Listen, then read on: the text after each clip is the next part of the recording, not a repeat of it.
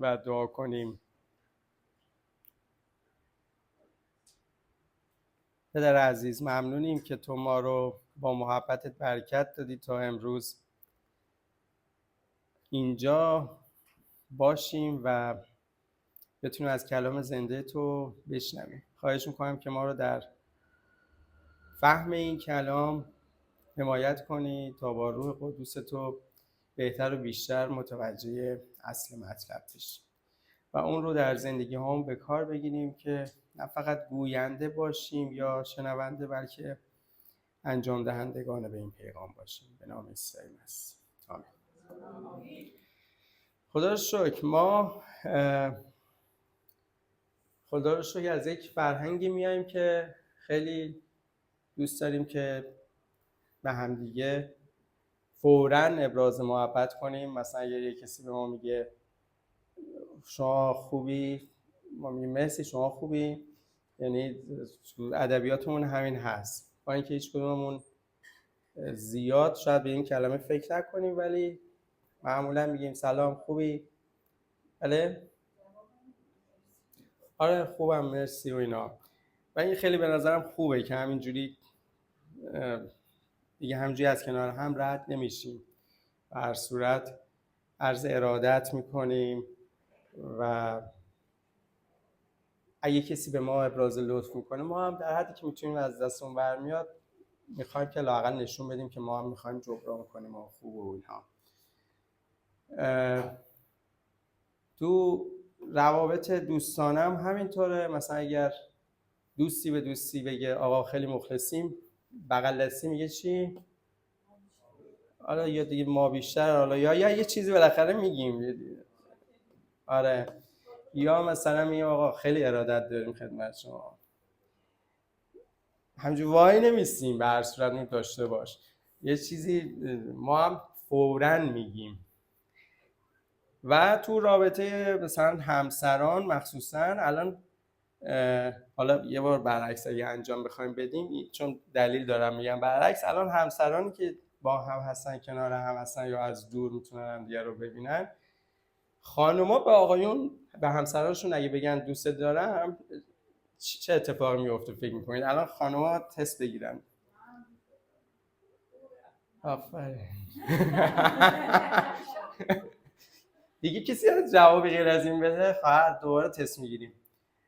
خانوما به شوهراشون بگن من دوستت دارم، جواب آقایون چیه؟ اون ممنون عزیزم. از اونجا به اینجا گفتی ممنون عزیزم، دیگه گفت دوستت دارم. نه اوکی، آخرشو نشین. گفت ممنون عزیزم ما بیشتر.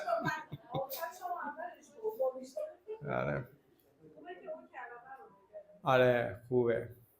میدونید ما هفته پیش در موعظه‌مون شنیدیم که خدا مرا دوست دارد. جواب بهش چی میدیم؟ برای اینکه هممون یه جواب مشترکی داشته باشیم، عنوان این موعظه رو من گذاشتم من هم خدا رو دوست دارم.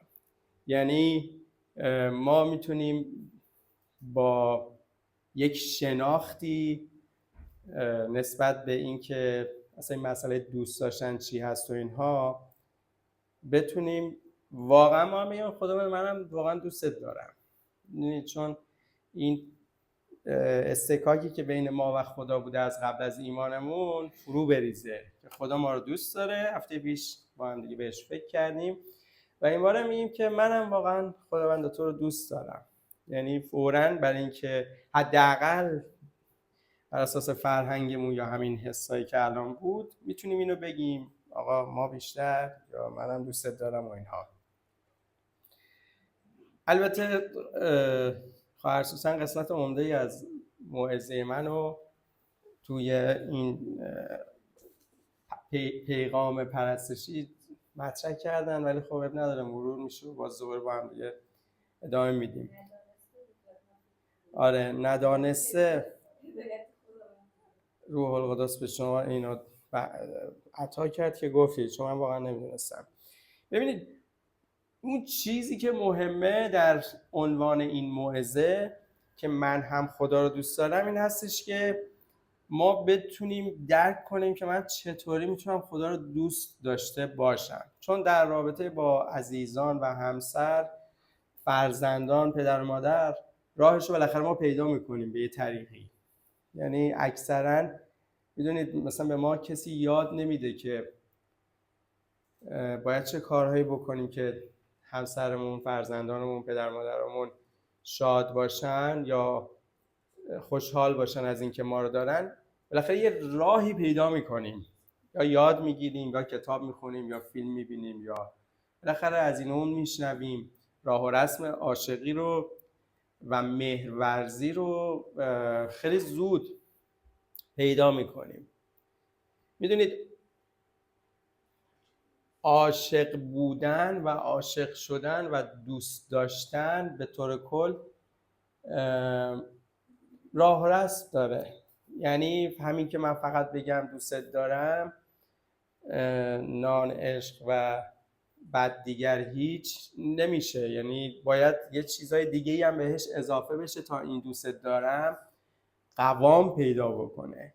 وگرنه فقط همین چند تا کلمه عشقم، فدات شم عزیزم، بگردم الهی، تفلکی، خدا نکنه، همین تو این محدوده باقی میمونه.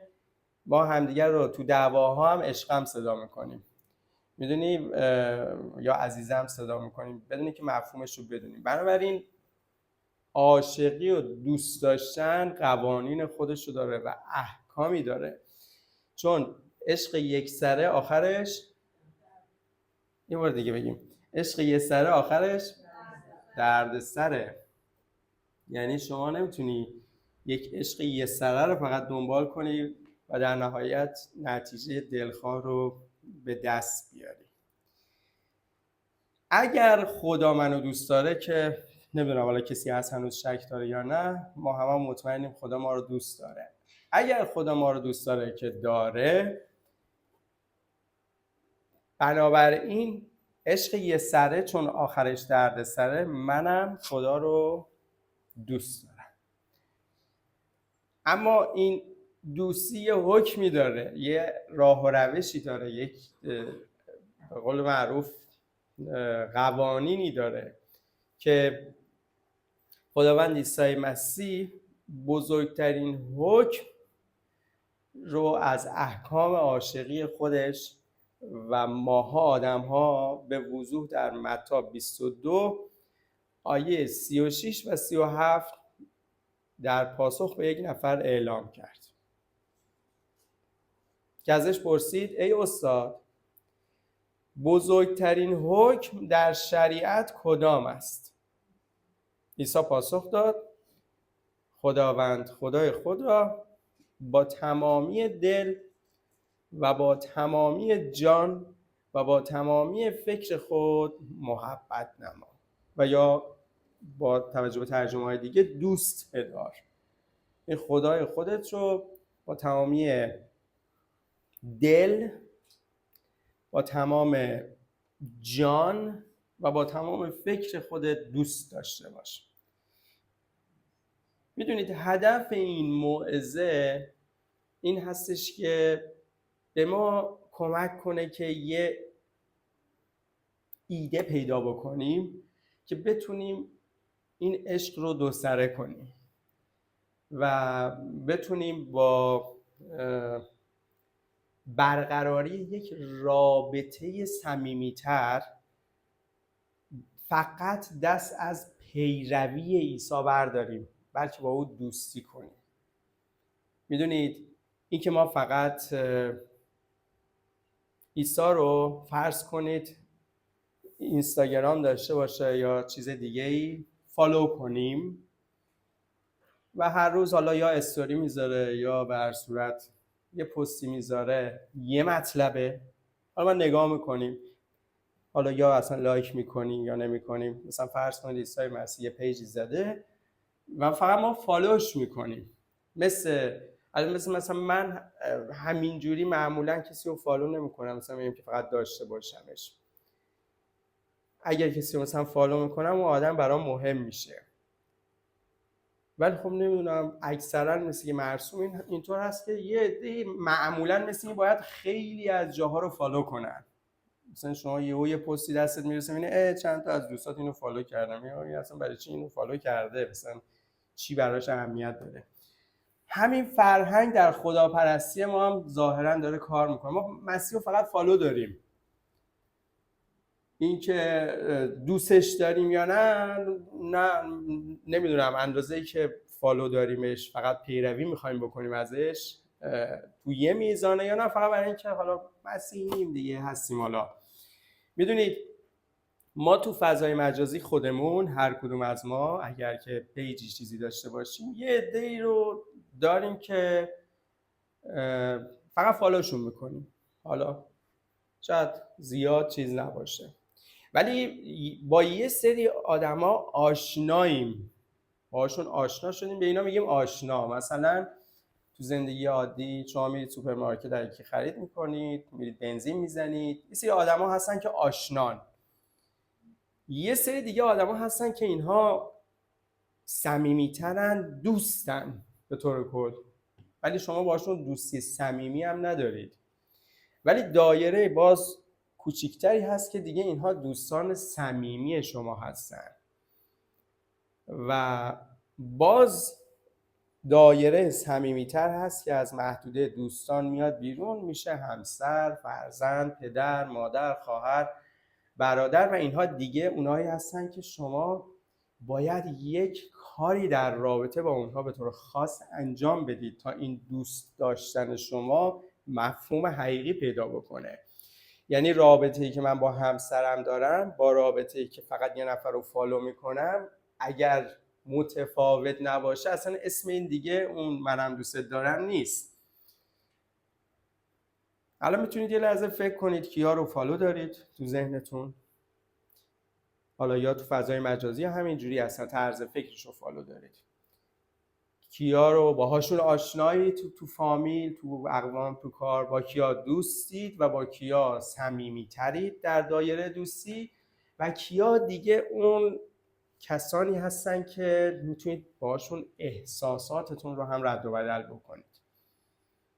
هرچی این روابط صمیمیتر میشه حکمش قوی‌تر میشه، حکم دوستی و عشق ورزیش،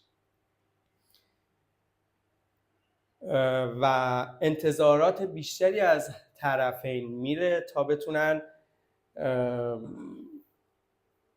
محبت رو به عمل در بیارن و فقط روی زبون و همین تیتروار نباشه.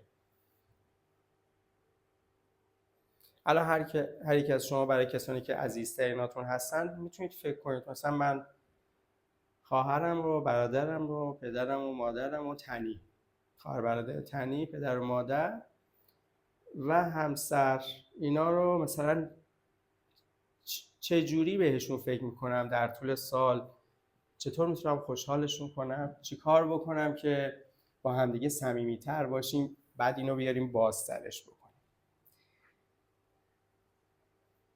در رابطه ما با خدا کتاب مقدس به ما نشون میده که رابطه خدا با ما مثل رابطه کیه؟ زن و شوهر هست. خیلی مثال زده، میتونید نگاه کنید. وقتی که خداوند این ایده رو به ما داده از این طریق، ما میتونیم خیلی راحت‌تر یاد بگیریم که چطور میتونیم او رو ما هم دوست داشته باشیم.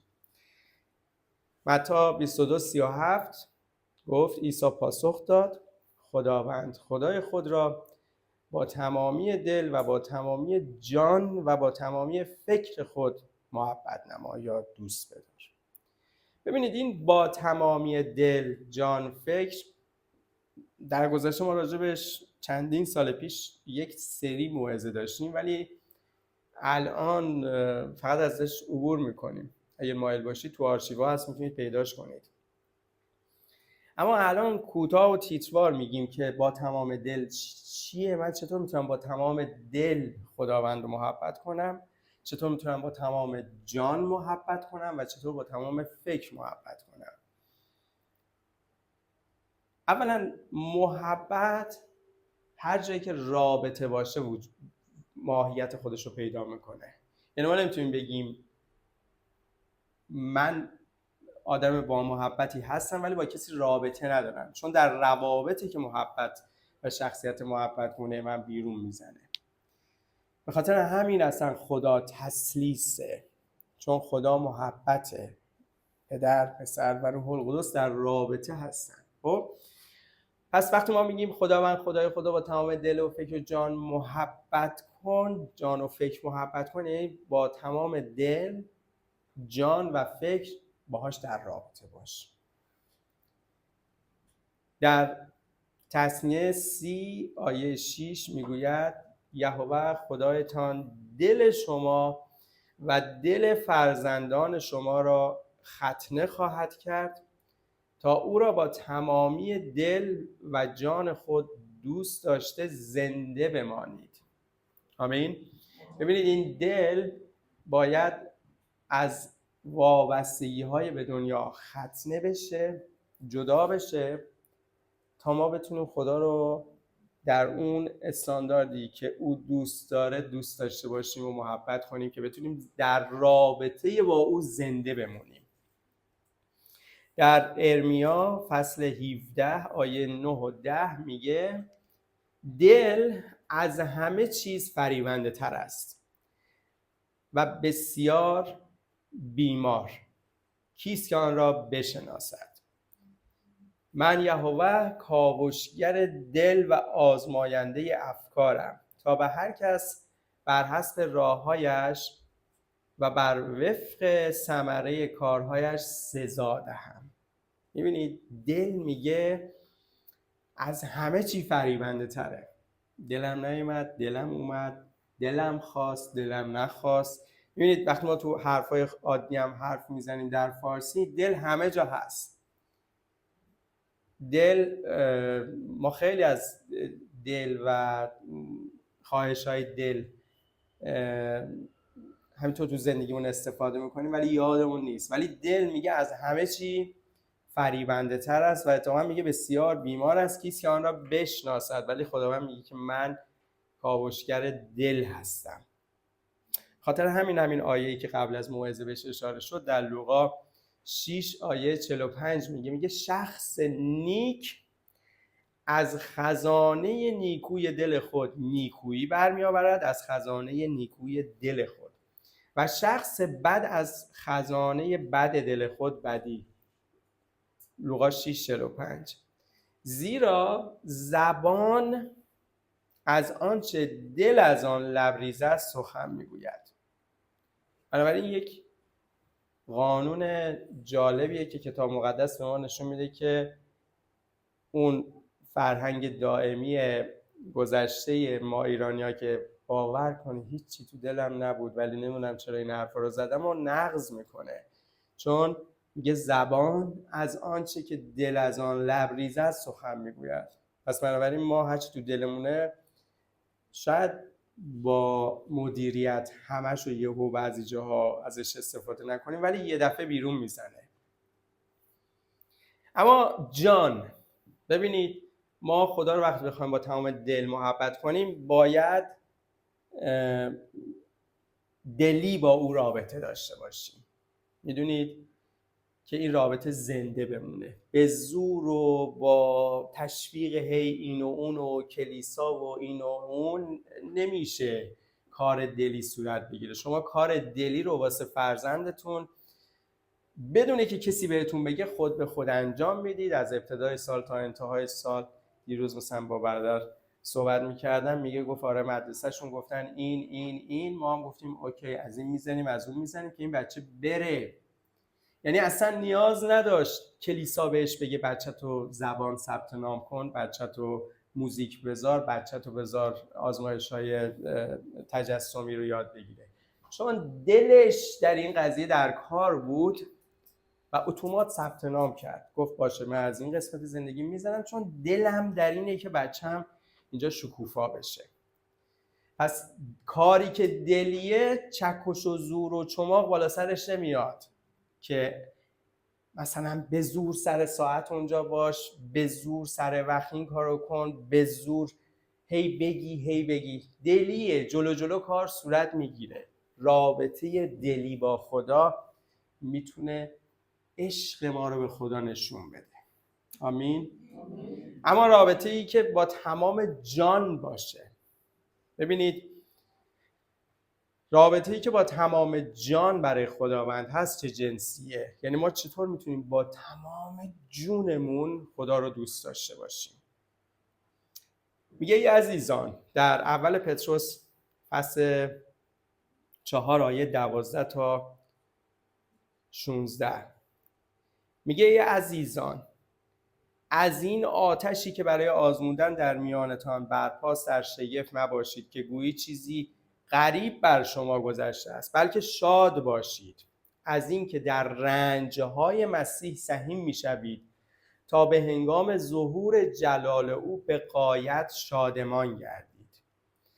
اگر به خاطر نام مسیح شما را ناسزا گویند، خوشا به حالتان، زیرا روح جلال که روح خداست بر شما آرام میگیرد.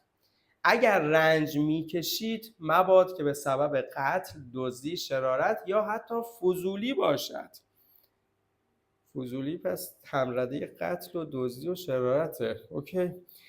اما اگر از آن سبب رنج میکشید که مسیحی هستید، شرمسار مباشید، بلکه چون کسی که این نام را بر خود دارد خدا را تمجید کنید. آمین. ببینید محبت به خدا یا دوست داشتن خدا با تمام جان اینه که بها بدی. حالا اینجا یه نمونه بود بر اساس بها دادن به خاطر جفاها، ولی ما هممون هیچ موقع معمولا تو جفا نیستیم که بخوایم حالا یه بها بدیم. مثل جفاهای اینجا مثلا چه جفایی میخواد فعلا باشه؟ خدا رو شکر برای این سیستمی که فعلا در آزادی ما میتونیم به کلیسا بیایم، بریم بشارت بدیم، یا عزیزان ما که در ایرانن یا در جاهای دیگه، خب اونا در جفا هستن نمیتونن.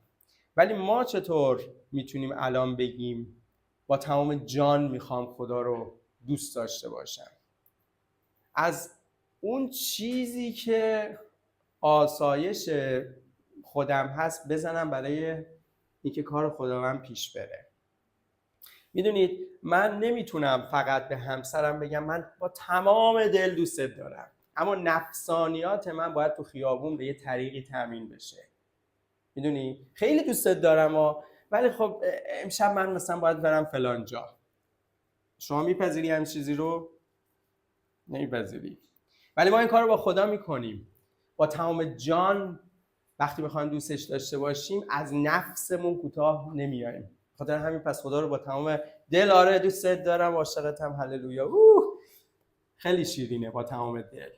ولی جایی که نفس میشه با تمام جان، نفس، ما باید بها بدیم. باید دروغ نگیم، باید غیبت نکنیم، باید کار سیاه نکنیم، باید نمیدونم حسادت نکنیم. اینا همه اونایی که به نفس ربط داره. خدا رو با تمام دل دوست دارم و عاشق سینه چاکشم هستم. با تمام دل. آره حرفام همه گل و سنبله، ولی بها نمیتونم بدم. همراه با اهداف خدا نمیتونم از پولم استفاده کنم. ولی یهو سالی یه بار دوست دارم یه پولی برای کار خدا بدم چون دلم خواسته. میدونید؟ ولی اینی که مثلا من بها بدم که پیشرفت انجیل در مثلا انتشار این کتاب مقدس توی جاهایی که هنوز نرفته منم توش سهیم باشم، نه. میخوام چیکار؟ مثلا ما خدماتی که کنار کلیسامون داریم تا بتونیم کلیسامون رو ساپورت بکنیم از لحاظ مالی، اونجاییه که من باید با تمام جان خدا رو دوست داشته باشم. این پول از جونم کنده بشه برای کار خدا بدم، فارغ از این که امروز چقدر به اون خوراکی که اونجا هست احتیاج دارم یا ندارم، یا مثلا چه میدونم هر چیزی، اخیراً میز کتاب داریم یا امثال اینها.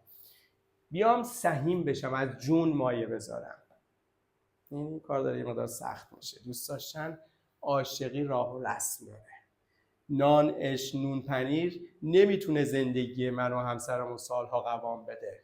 تا یه روز، 2 روز، 4 روز، 5 روز، 6 روز، 10 روز، 1 سال دیگه هر روز که نمیشه، نداریم، نمیتونیم. برای چی تو ازدواج کردی؟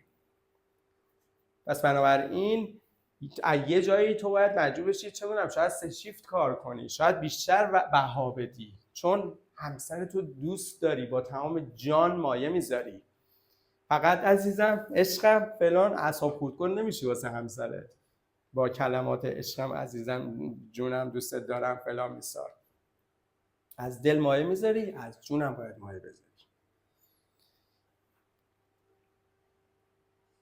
پس بها دادن برای کار خدا یعنی من حاضرم خدا رو با تمام جونم دوست داشته باشم.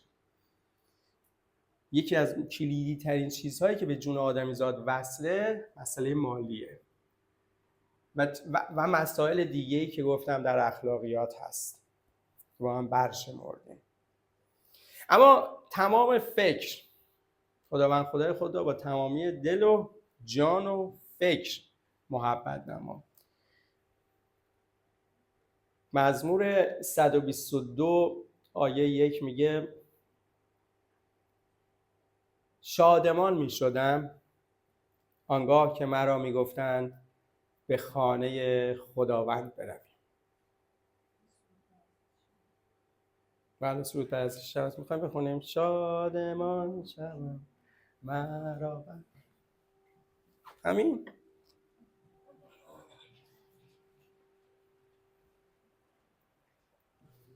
چرا این شادمانی هست برای نویسنده مزمور که بخواد به خانه خداوند بره؟ مزمور 27 آیه 4 شاید بتونه به ما کمک کنه. میگه یک چیز، مزمور 27 آیه 4 که خونده شد، یک چیز از خداوند خواستم. یک چیز خواسته، یک چیز از خداوند خواستم. من نمیدونم امروز ما چی از خدا میخوایم. حالا میتونید فکر کنید. اما داوود ببینید چه شخصیتی بوده با تمام این اقتدار و پادشاهی. داوود میگه یک چیز از خداوند خواستم و در پی آن خواهم بود که همه روزهای زندگیم. این خیلی جالبه. من نمیدونم تا الان شما فکر کردید از خدا تا الان اگه یه چیز بخواید چی بوده اون یه چیز؟ اگه یک چیز باشه. مثلا من خیلی به این موضوع فکر میکنم اگه یک بار اجازه داشته باشم توی کلیسا برای تمام عمرم موعظه کنم، چی موعظه میکنم؟ خیلی به این چیزایی تکی تکی فکر میکنم که اون روز اگه مثلا یه جا دعوت شدم ندونم اون موقع وقت رو از دست ندم نباشه. اگه ما بخوایم فکر کنیم یک چیز از خدا بخوایم، اون یه چیز چیه؟ داوود میدونید با این همه تشکیلاتی که داشت میگه یک چیز از خداوند خواستم و در پی آن خواهم بود که همه روزهای زندگیم در خانه خداوند ساکن باشم. که چی بشه؟ داوود میخوای معتکف بشی؟ میخوای بیای بشینی چه میدونم نظافتچی اونجا بشی؟ میخوای چی کار؟ خونه خداوند چی هست؟ کجا هست؟ میگه تا بر زیبایی خداوند چشم بدوزم و در معبدش پاسخم را بجویم. شما وقتی دنبال جواب چیزی هستی راجع به اون چیز فکر میکنی.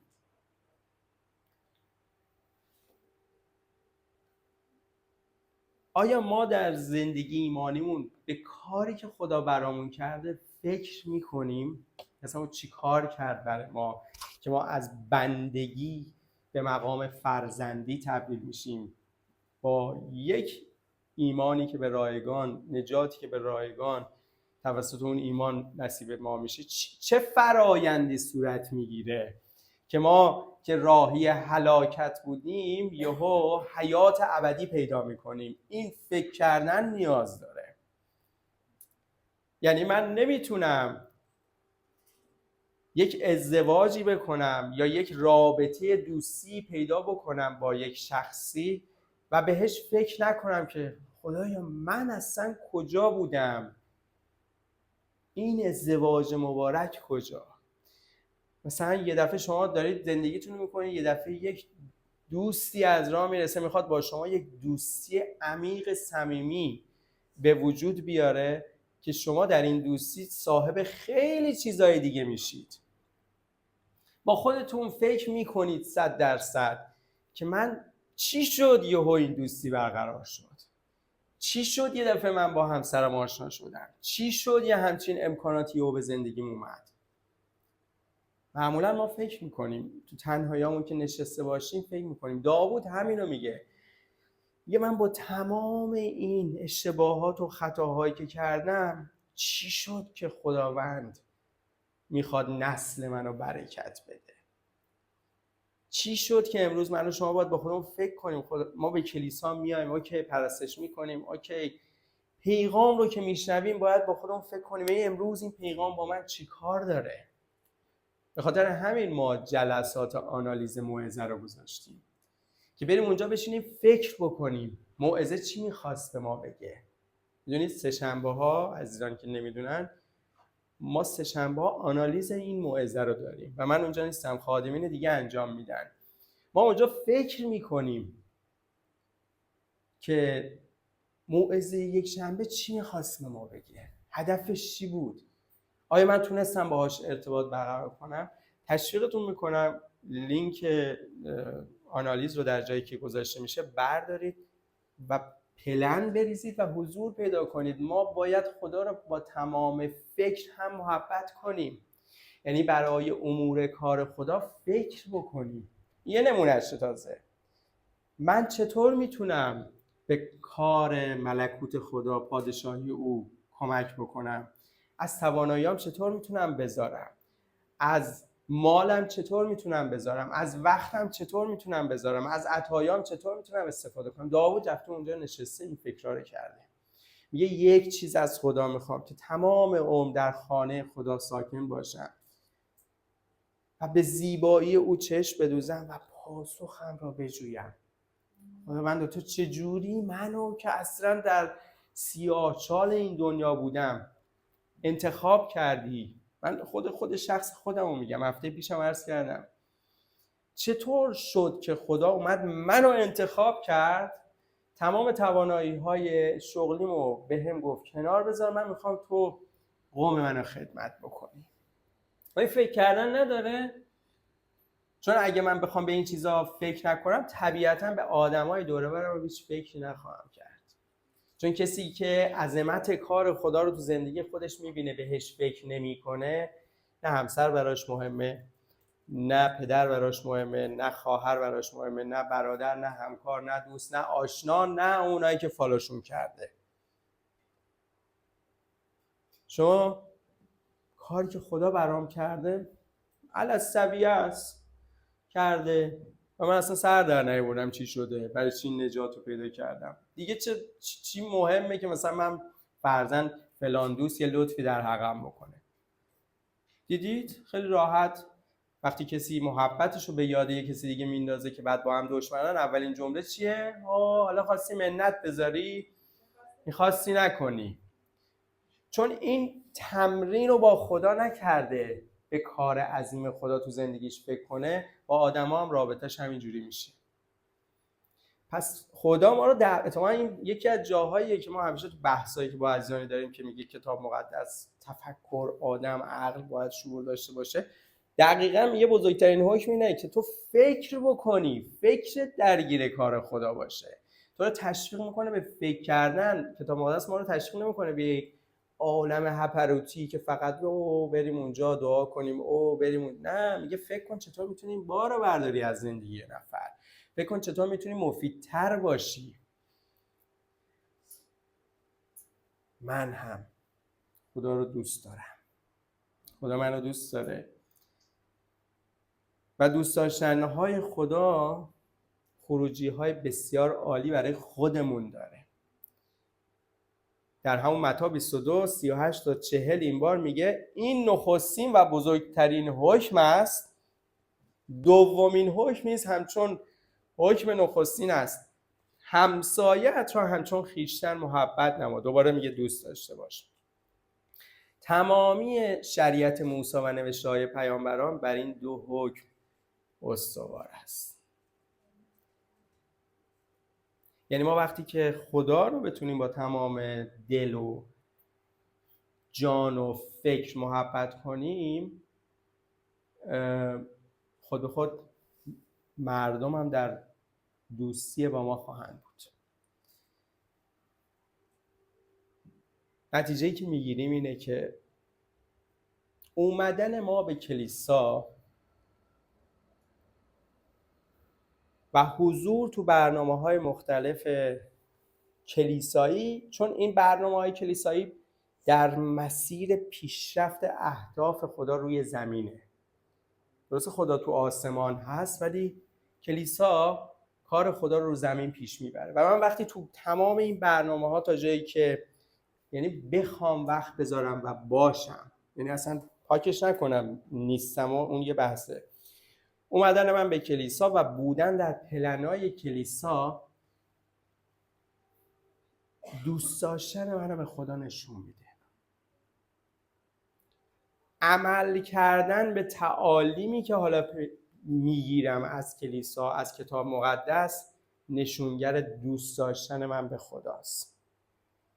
و رسیدن به این سوال، من فکر کنم داوود اونجا که نشسته بوده گفته من دوست دارم فکر کنم پاسخم پیدا کنم، یکی از سوالاش میتونسته این باشه: خدایا من برای تو چی کار میتونم بکنم؟ ما که همش که نمیشه خدا برای ما یه کاری بکنه که.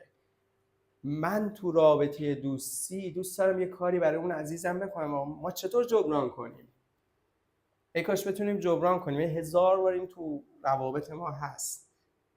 من به این سوال برسم: خداوند من برای تو چی کار میتونم بکنم؟ یکی از کارهایی که ما میتونیم برای خدا کنیم اینه که همون جنس محبتی که از خدا گرفتیم به آدما خرج کنیم.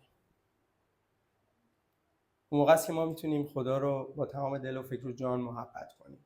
چون سخته کسی که منو اذیت کرده بتونم محبتش کنم با تمام دل، با تمام فکر، با تمام جان. بهش فکر کنم در طول هفته چند بار به کدوم خواهر و برادرت فکر کردی، براش دعا کردی، اون وایس 20 ثانیه‌ای 1 دقیقه رو براش فرستادی. میشه محبت به خدا و به انسان ها. بارها یکی از کارهایی که من دائما انجام میدم به فیض مسیح این هستش که من وقتی برای کسی دعا میکنم فوراً پیام میده: برادر مرسی، ولی واقعا امروز به این نیاز داشتم. من چی کار میتونم بکنم برای خدا که از گیرنده هام انقدر فقط فعال نباشه، دهنده باشم، فرستنده باشم.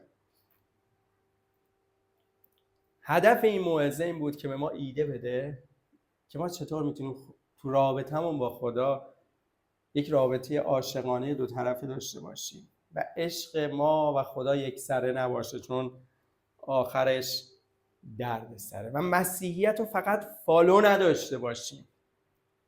دیدید بعضی دیگرم فالو دارن، نه لایک میکنن، نه نگاه میکنن، نه هیچی، فقط همونجا هستن.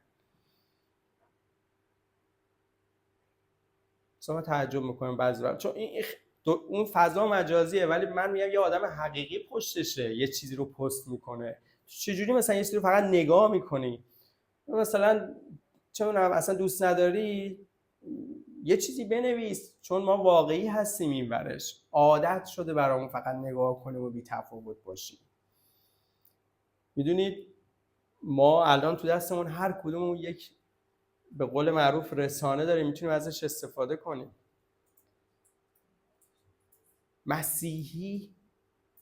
مسیحی نباشیم که فقط مسیح رو فالو داشته باشیم، بلکه دوستش داشته باشیم، عاشقانه در رابطه با او باشیم، چون او ما رو دوست داره و او ما رو دوستان خودش خطاب کرده. در یوحنا 15 آیه 14 میگه دوستان من شمایید اگر آنچه به شما حکم میکنم انجام دهید. حکمش چی بود؟ خداوند خدای خود را با تمام دل، جان و فکر محبت نما. این نخستین حکم.